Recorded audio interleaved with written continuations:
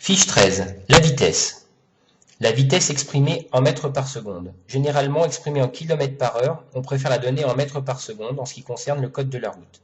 En effet, ceci est plus commode, car il est plus facile d'évaluer une distance en mètres qu'en kilomètres. Les distances d'arrêt et de freinage sont exprimées en mètres. Le marquage routier qui sert de repère se mesure en mètres. On peut facilement convertir les kilomètres par heure en mètres par seconde en multipliant par 3 le chiffre des dizaines de la vitesse exprimée en kilomètres par heure. Par exemple, 60 km/h, donc ça fait 6 fois 3, 18, soit 18 mètres par seconde. Les distances d'arrêt et la vitesse. Les distances d'arrêt est la somme de la distance parcourue pendant le temps de réaction et la distance de freinage. Pour déterminer celle-ci, on multiplie par lui-même le chiffre des dizaines de la vitesse exprimée en km par heure. Par exemple, pour 60 km/h, 6 fois 6 égale 36 mètres. Il faut donc 36 mètres pour s'arrêter.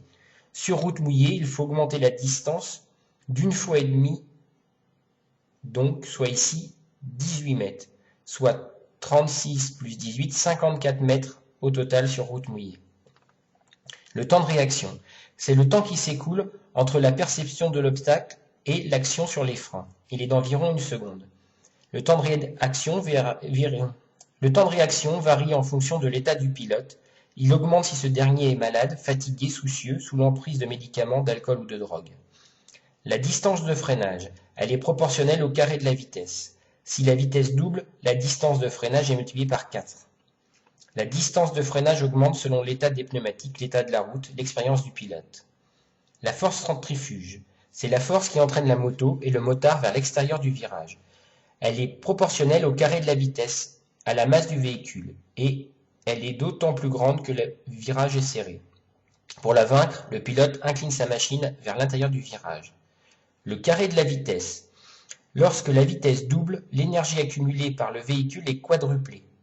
Par exemple, pour une voiture de 1 tonne, à 30 km/h, l'énergie accumulée est de 34,5 kJ, ce qui est équivalent à 3,5 tonnes. À 60 km/h, soit le double, l'énergie accumulée est de 138 kJ, ce qui est équivalent à 14 tonnes, soit le quadruple.